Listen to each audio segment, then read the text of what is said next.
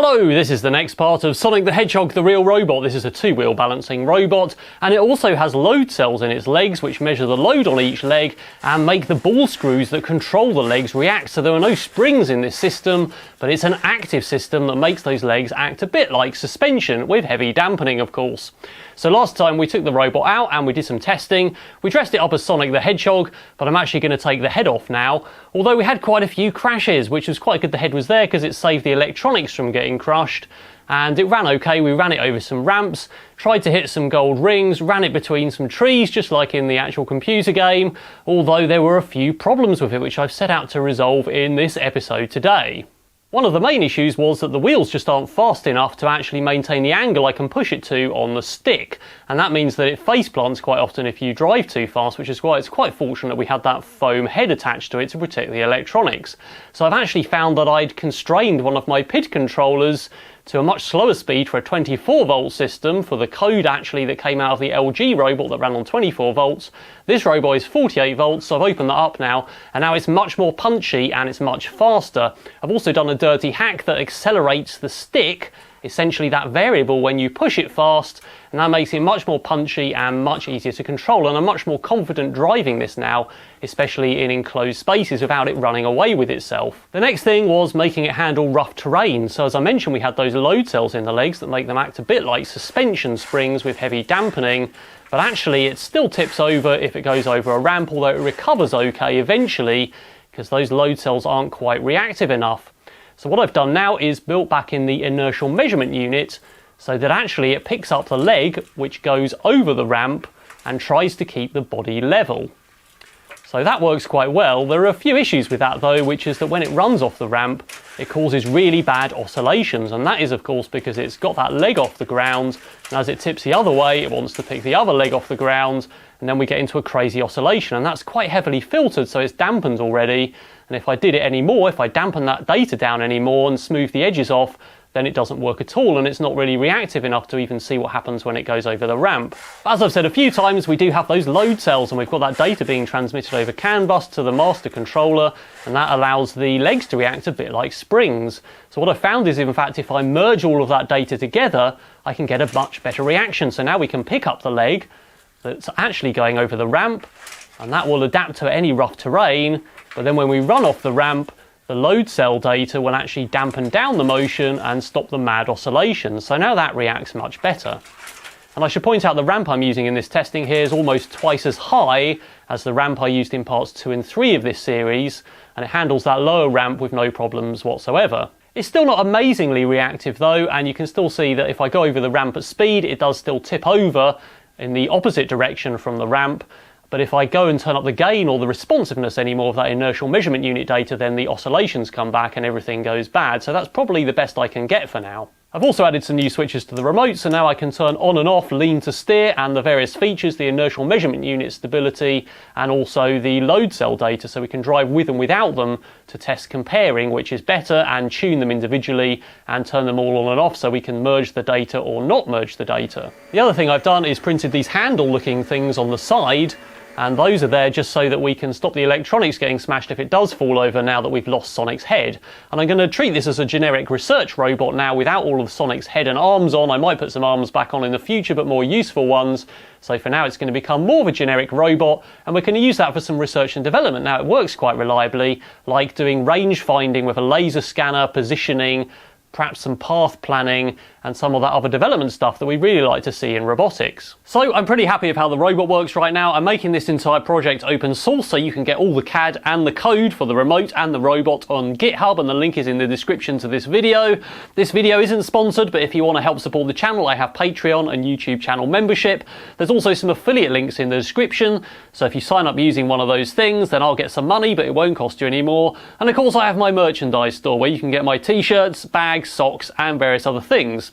So now it's time to take the robot out and give it a jolly good test, I think.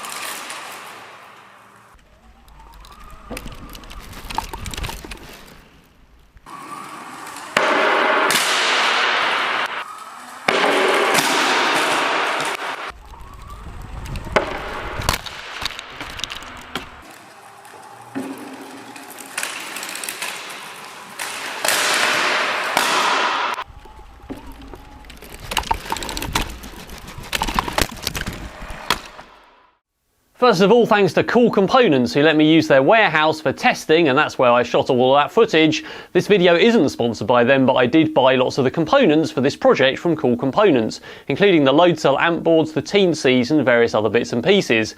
Cool Components are a reseller for Arduino, SparkFun, Adafruit, and various other brands. They sell lots of things including robot arms, so check out coolcomponents.co.uk for lots of cool stuff. So I did break the robot again. This time I snapped the motors off the back, which control those lead screws when it fell over backwards. So the stability seems to work at least better than it did in part 3, and of course we've fixed that speed issue for driving, so it goes pretty fast. It's actually pretty stable for normal driving, but it's highly subjective on the speed you hit that ramp and how sharp the ramp is. So sometimes it works and sometimes it doesn't. So I think what we need to do is tune all their reaction from the IMU and the load cells so that it varies based on speed, but we'd also really need to survey the ground in front and see how sharp the ramp is so we can see it coming and work out the incline and retune them again based on that, perhaps scanning the ground with a laser scanner or something like that. The entire purpose of this project was R&D for the load cells we put in the legs to see if the ball screws can be made reactive enough to make the robot dynamic, so I can decide whether to put those into OpenDog or not with all 4 legs. Of course, we've tuned them down quite a bit because one leg will affect the other leg, and then if one leg jitters, it then impacts the other leg because it pushes the robot side to side, and that impacts the load on each one. So I'm not sure how that's going to work to make it reactive enough when we've got 4 legs, or whether it's going to start doing really funny things without heavy filtering, and when we have got heavy filtering, then it's not very reactive. So I haven't quite decided what to do yet, but there will be more videos coming up about robot dogs in the future. So that's all for this video, but I am going to come back and do more R&D on this robot. I'm going to add a LiDAR to it and some other things. We're going to see if we can do some robot navigation and R&D and that sort of thing, because the robot's pretty good, it's pretty fast and it's pretty stable when I don't drive over ramps. So don't forget to like the video if you liked it and subscribe if you want to see more robotics R&D. Alright, that's all for now.